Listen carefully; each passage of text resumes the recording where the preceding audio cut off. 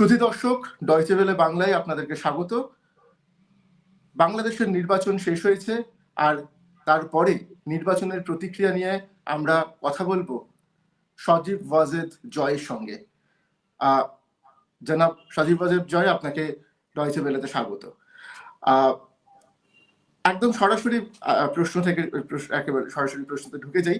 আমার যেটা প্রথম প্রশ্ন সেটা হচ্ছে যে নির্বাচন শেষ হয়ে গেছে এবং নির্বাচন কমিশন বলেছে যে বাংলাদেশ গণতন্ত্রের ট্রেনে উঠে পড়েছে এবং অত্যন্ত সুষ্ঠুভাবে নির্বাচন হয়েছে, উৎসবের মেজাজে নির্বাচন হয়েছে। কি বলবেন আপনি? এটা তো একটা সম্পূর্ণ সাজানো নির্বাচন হলো, মানে সুষ্ঠু আর উৎসবের নির্বাচন কিভাবে হয়? রাতের থেকেই আপনার ভোট কেন্দ্র দখল, রাতের থেকেই আপনার গোপন ভোট শুরু, দুই প্রার্থীদের মধ্যে তাদের মধ্যে সহিংসতা, হামলা, ভোট কেন্দ্রের উপর হামলা। এই তথ্য তো সারা রাত ধরে বেরোচ্ছে, সারা দিন ধরে বেরোচ্ছে। আর আপনার মানুষ কতটা অংশগ্রহণ করতে গিয়েছে, আপনাদের অফিসিয়াল তো সংখ্যা সকালবেলা সামান্য একটু ছিল, তারপর তারা বাড়াচ্ছে দিনের। তবে ভোট কেন্দ্রে দেখা যায় মাঝে মধ্যে কিছু লোক আছে, কিছু কেন্দ্রে লোক আছে, বা তাছাড়া লোকজন নাই। তারপর আপনার অনেকেই যারা ভোট দিতে যাচ্ছে গিয়ে দেখছে যে তাদের ভোট অলরেডি দেওয়াই হয়ে গেছে। সো এটা তো কোনো নির্বাচনই হয়নি। আপনি যেটা বলছেন, আপনি যে অভিযোগ তুলছেন, আমরা ইতিমধ্যেই আপনার মা এবং বাংলাদেশের সাবেক প্রধানমন্ত্রী শেখ হাসিনার বিবৃতি পেয়েছি এবং সেখানে তিনি বলেছেন যারা ভোট দেননি তাদেরকে তিনি স্বাগত জানিয়েছেন। আমার প্রশ্ন হচ্ছে যে আজকে যেই নির্বাচন আমরা দেখেছি, আমার যে সহকর্মীরা বাংলাদেশে আছেন তারা যেভাবে সেখান থেকে কাভার করছিলেন, তারা বলছিলেন মানুষ আসছেন এবং ভোট দিচ্ছেন। আমি যদি ঠিক এর আগের নির্বাচনের প্রসঙ্গে যাই, যে নির্বাচন আমরা এর আগে দেখেছি, সেখানে কিন্তু বারবার এই অভিযোগ উঠেছে। 2024-এর নির্বাচনে অভিযোগ উঠেছে, 2018 নির্বাচনে অভিযোগ উঠেছে। আপনার মনে থাকবে যে বলা হয়েছে রাতের নির্বাচন, 2018-এ বলা হয়েছিল রাতের নির্বাচন। এর আগের বারের যে নির্বাচন আমরা দেখেছি সেখানে আমরা দেখেছি সব মিলিয়ে 40% মতো ভোট পড়েছিল, 40% ভোট পড়েছিল। সুতরাং আপনারা আজকে যে অভিযোগটা আনছেন সেটা কতটা ভ্যালিড বলে আপনার মনে হয়?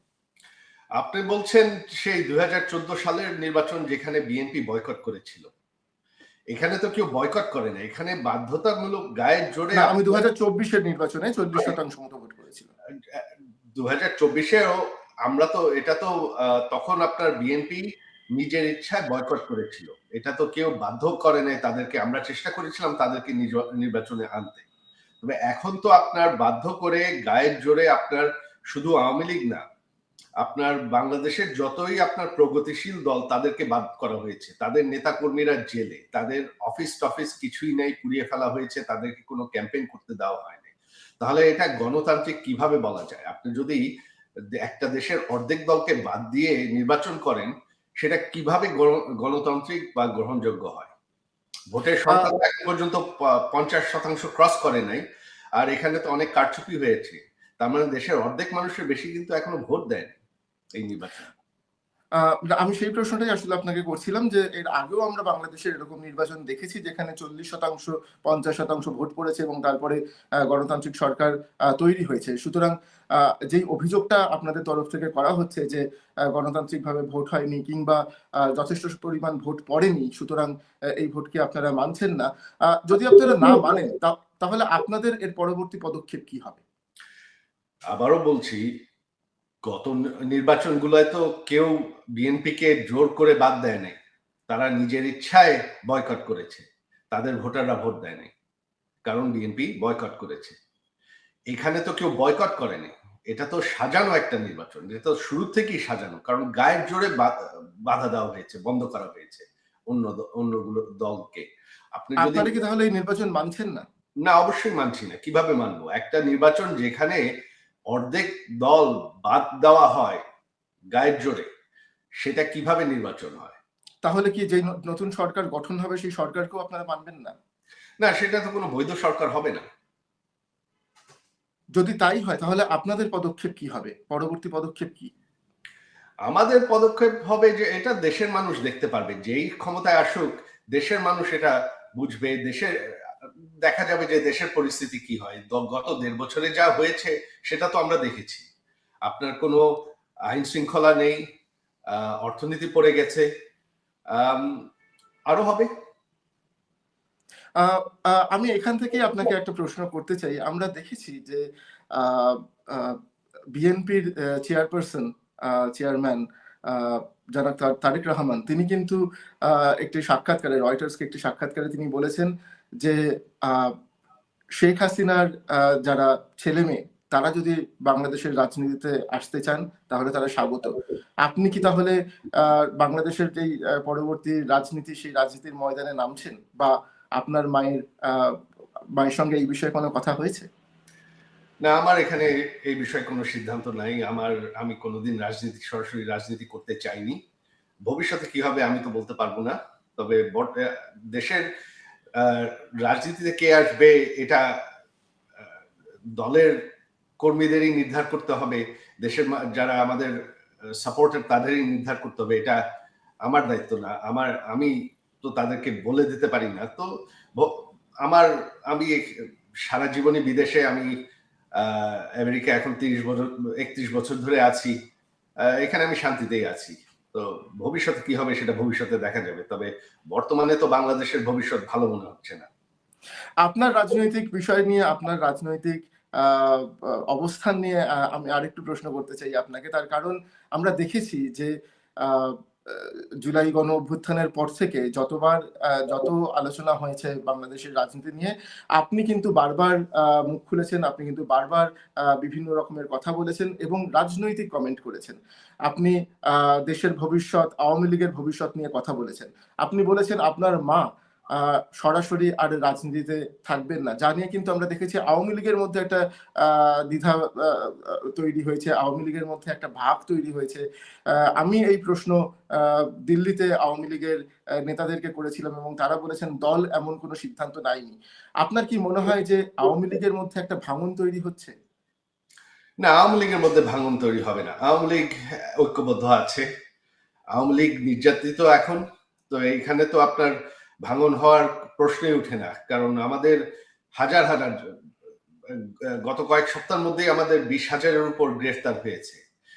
গত ১.৫ বছরে আমাদের হাজার নেতারা, কর্মীরা জেলে আছে এখনো কোনো বিচার ছাড়া। আর বাকিদের তো দেশ ছেড়ে অনেকের হাজারের দেশ ছেড়ে ভেগে যেতে হয়েছে। কারণ তাদের বাড়ি-ঘর পুড়িয়ে দেওয়া হয়েছে। আমার যে নিজের বাড়ি, আমার বাবার বানানো বাড়ি, সেই ৪০ বছর পুরানো বাড়ি, ওই বাড়ি পুড়িয়ে দেওয়া হয়েছে। তো এখন তো বাংলাদেশে কোনো গণতান্ত্রিক পরিস্থিতিই নাই। তো সেখানে রাজনৈতিক দলের কি হবে এটা এখন চিন্তা করে কোনো লাভ নেই। এটা ভবিষ্যতেই দেখা যাবে।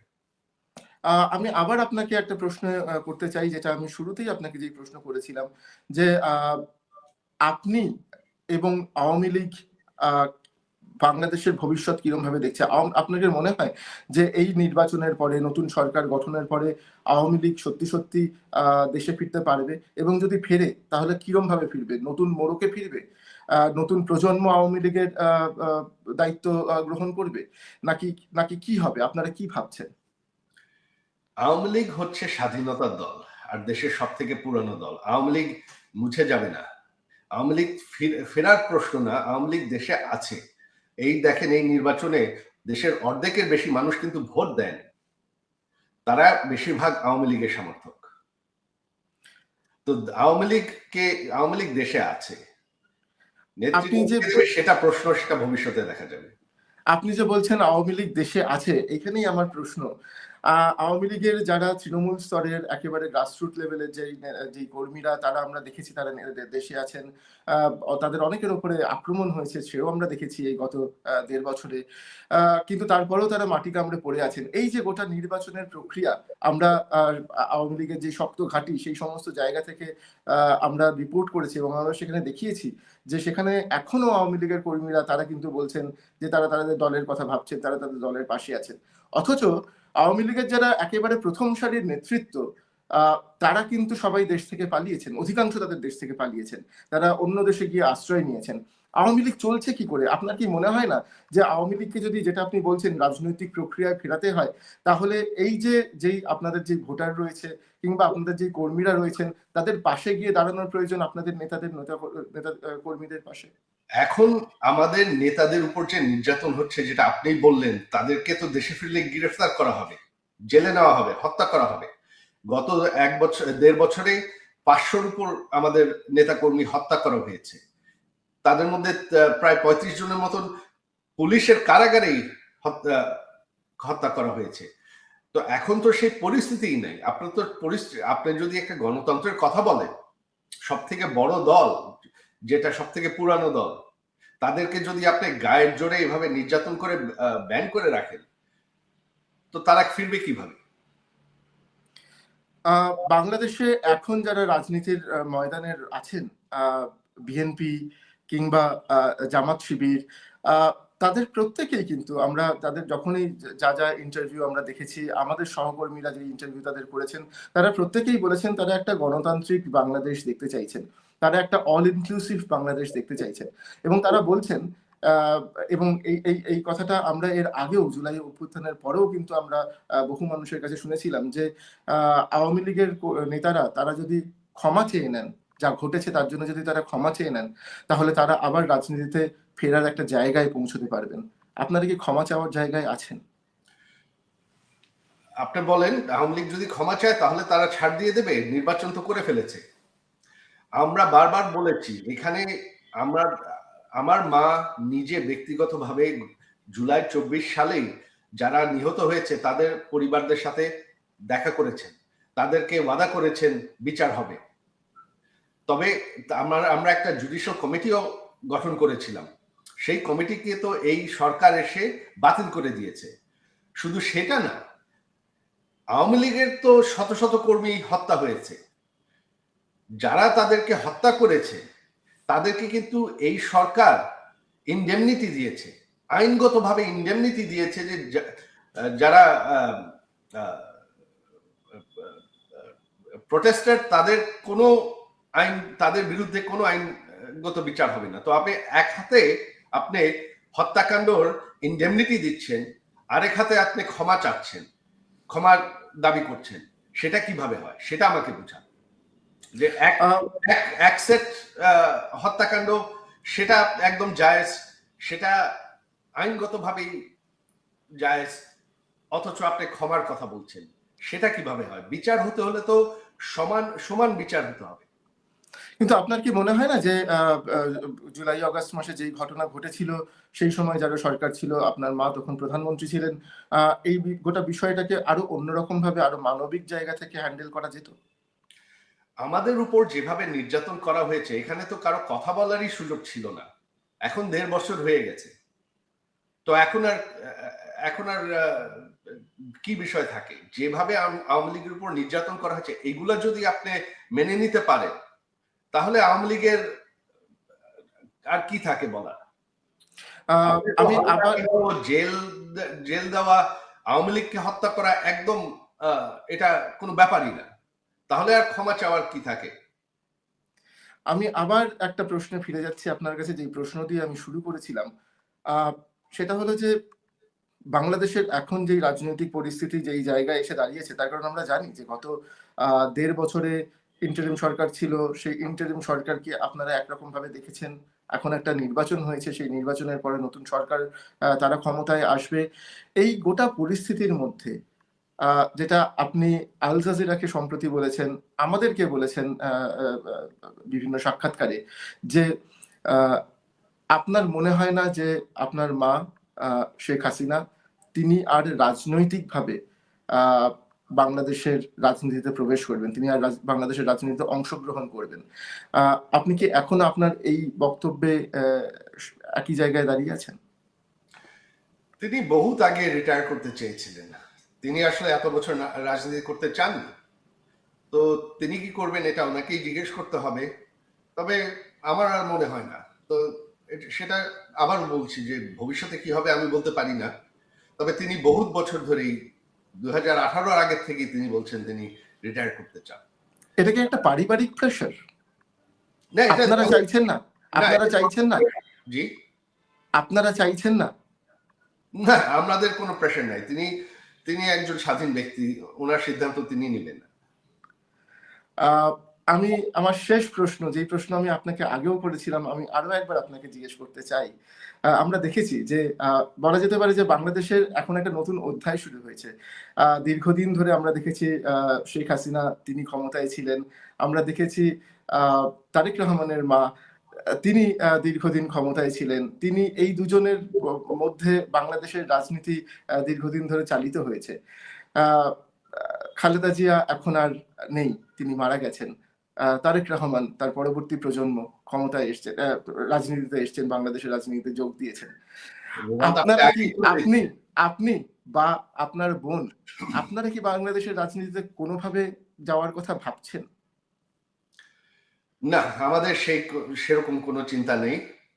তবে বাংলাদেশে এখন ভবিষ্যৎ কি হবে, আপনি যেটা বললেন যে হ্যাঁ, আওয়ামী লীগ যে এত বছর ক্ষমতায় ছিল, তার আগে আওয়ামী লীগ বিএনপি দুদলই ক্ষমতায় ছিল। তবে একটা জিনিস বাংলাদেশের মানুষ অলরেডি বোঝে, এবং আরো ভবিষ্যতে দেখা যাবে যে আওয়ামী লীগের যে 16-17 বছর, এটা যে অর্থনৈতিক অগ্রগতি, উন্নয়ন, আইন শৃঙ্খলা, জঙ্গিবাদের বিরুদ্ধে যে শক্তিশালী অবস্থান, এরকম শান্তিপূর্ণ সময়, এরকম অর্থনৈতিক উন্নয়ন বাংলাদেশের ইতিহাসে কোনোদিন হয়নি।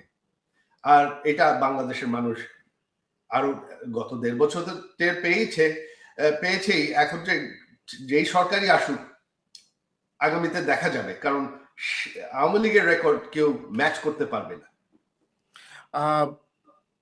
যদি এরকম পরিস্থিতি তৈরি হয় যে যারা আওয়ামী লীগের যেই নেতারা অলরেডি কনভিক্টেড বা যাদের বিরুদ্ধে বিভিন্ন অভিযোগ রয়েছে, যারা দেশের বাইরে বা বাংলাদেশের জেলে যারা আছেন, তাদেরকে বাদ দিয়ে নতুন প্রজন্মের আওয়ামী লীগ তৈরি করতে হয়, নতুন প্রজন্মের আওয়ামী লীগ, নতুন নেতৃত্ব যদি সামনে নিয়ে আসতে হয়, আপনার কি সাজেশন থাকবে সেক্ষেত্রে? সেটা দলের বিষয়। আপনার অন্যান্য দলে তো কি এটা, মানে এটা একটা